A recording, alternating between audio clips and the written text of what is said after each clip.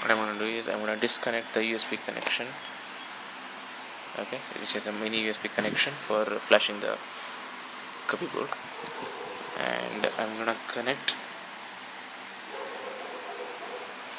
the regular power up cable,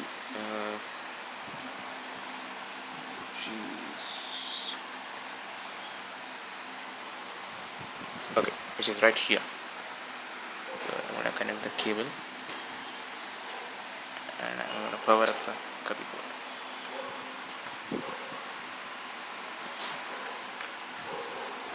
Okay, I've done it, and you can see it's going to start booting up by flashing a green LED. I do have a cable here, but the other end of the cable is not connected. As you can see, it's right here. So since there is a problem with my cable length, what I'm going to do is I'm going to use a Wi-Fi connection.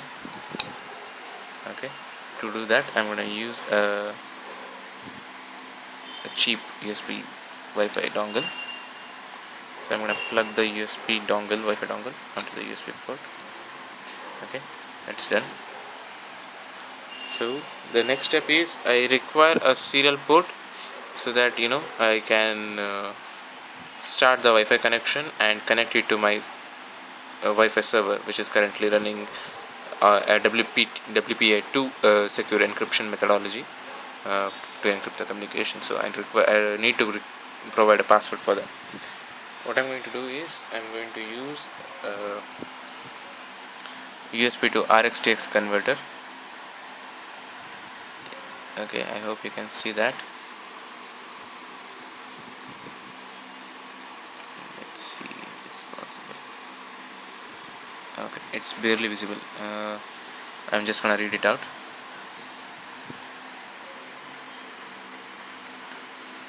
The first pin here is a ground, the topmost pin.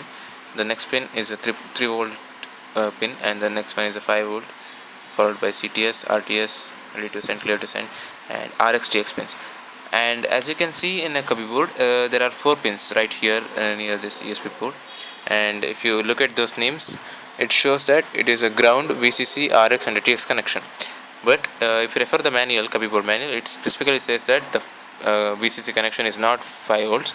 So do not connect 5 volt or 5 volt input to this VCC connection. What I'm going to do is I'm going to connect 4 wires.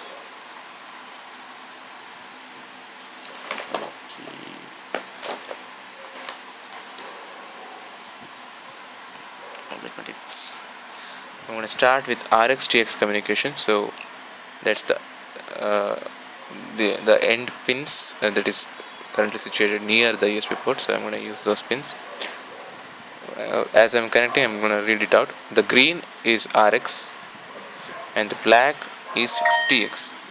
So those 2 pins are connected. The green is RX and the black is TX. And in the USB to serial converter, I'm going to use the RxTX pins. Since it's the green is RX in the CubieBoard, I have to use the TX pin.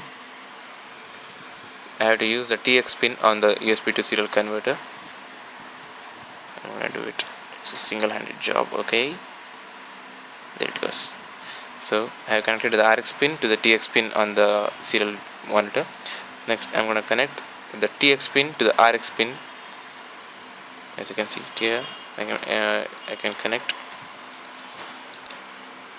the black, which is the TX pin on the CubieBoard, to the RX on the USB to serial converter. Okay, and for the both RX and TX to get the values properly, we need to connect a ground pin. So what I'm going to do is I'm going to use one more wire.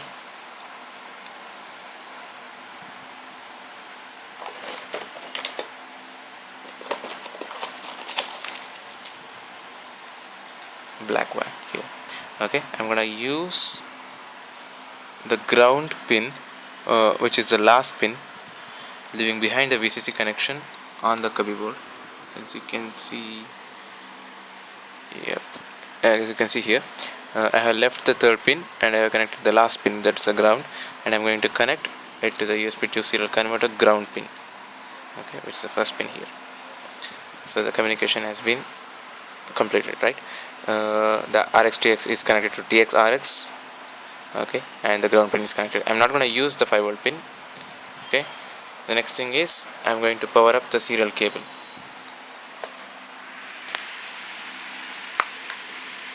So as soon as I connect the serial port, okay, as soon as I connect the serial port, you can hear that there is a communication between the system and the CubieBoard. Okay, to see that I will use a termite, which is a serial monitor.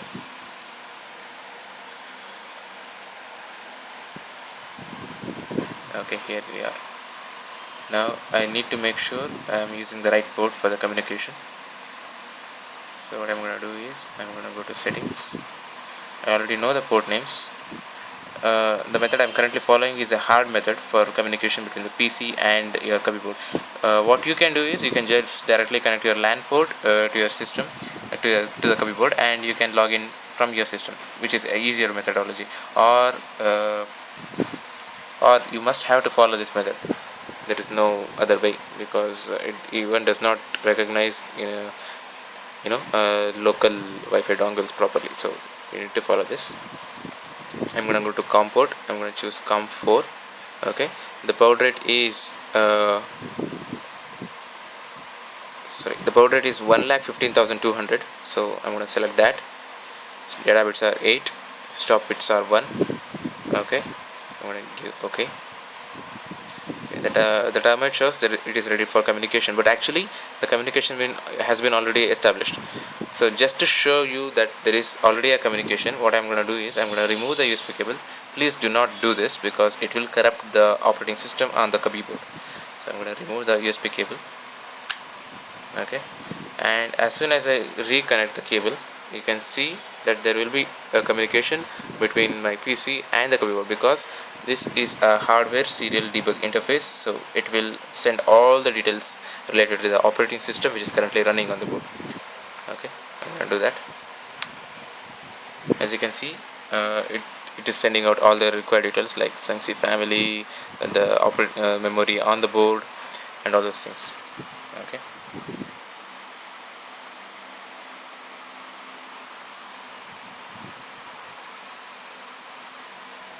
yeah, something that I have missed. Currently, as you can see, I have not connected any display to the board, but you can use the HDMI pin connector here and connect it to your TV or a DVI compatible, DVI 3 compatible monitor.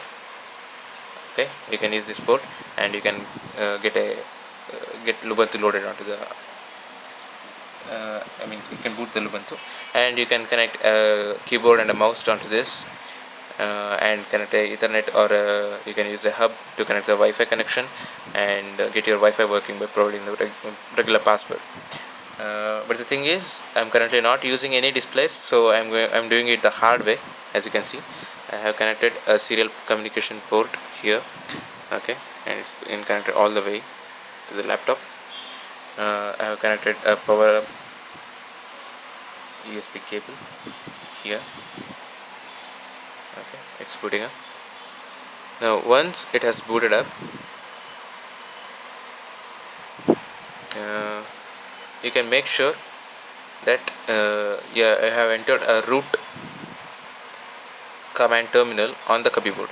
So what you can do is you can just press enter on the termite or any other serial monitor interface. If there is a communication and if you have a root access, it will display you a command prompt. Currently I don't have access,